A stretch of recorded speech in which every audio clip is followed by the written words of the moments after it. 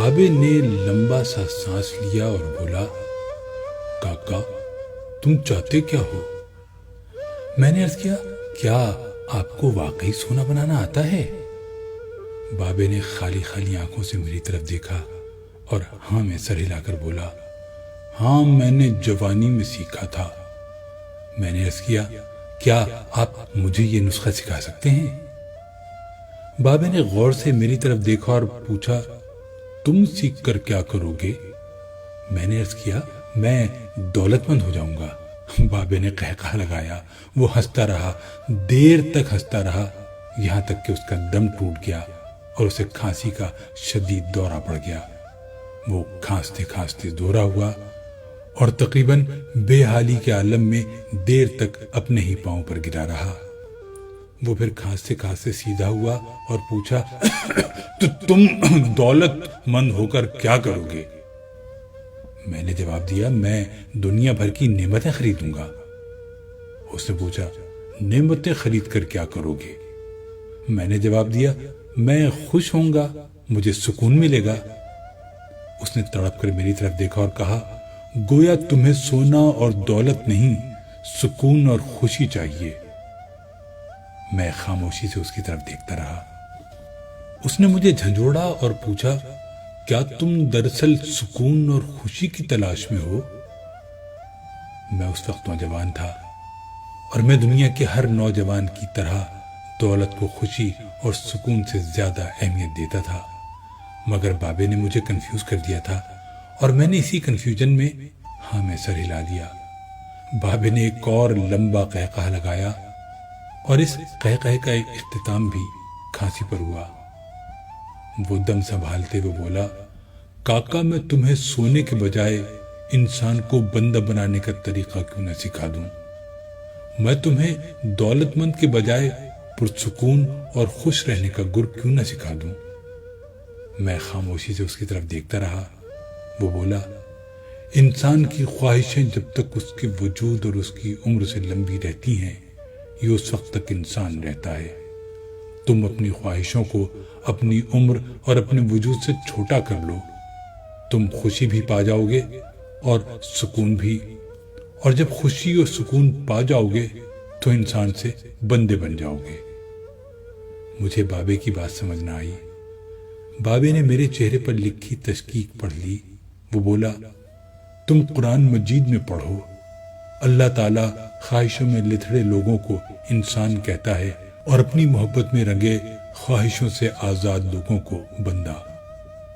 بابے نے اس کے بعد کامران کی بارہ دری کی طرف اشارہ کیا اور بولا، اس کو بنانے والا بھی انسان تھا، وہ اپنی عمر سے لمبی اور مضبوط عمارت بنانے کے خبط میں مبتلا تھا۔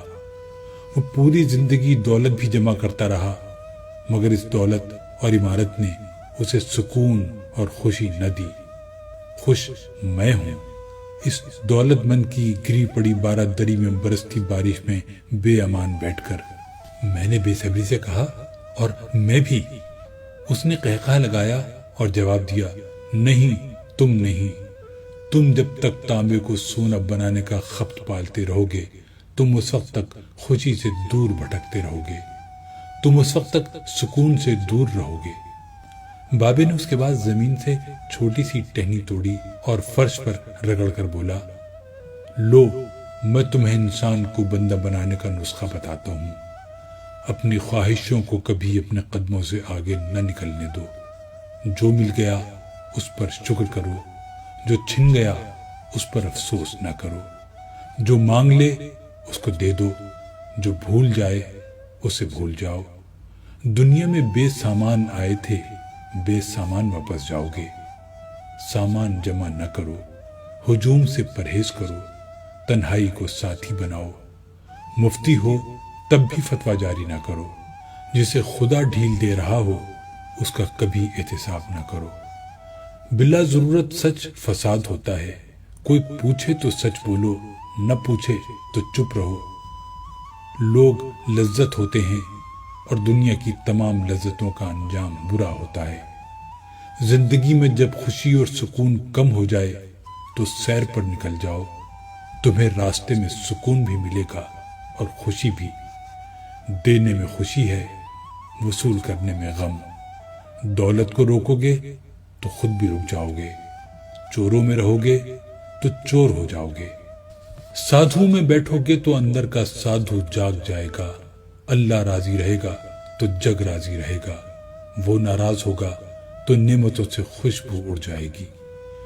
تم جب عزیزوں، رشتہ داروں، اولاد اور دوستوں سے چڑھنے لگو تو جان لو اللہ تم سے ناراض ہے، اور جب تم اپنے دل میں دشمنوں کے لیے رحم محسوس کرنے لگو تو سمجھ لو تمہارا خالق تم سے راضی ہے، اور ہجرت کرنے والا کبھی گھاٹے میں نہیں رہتا۔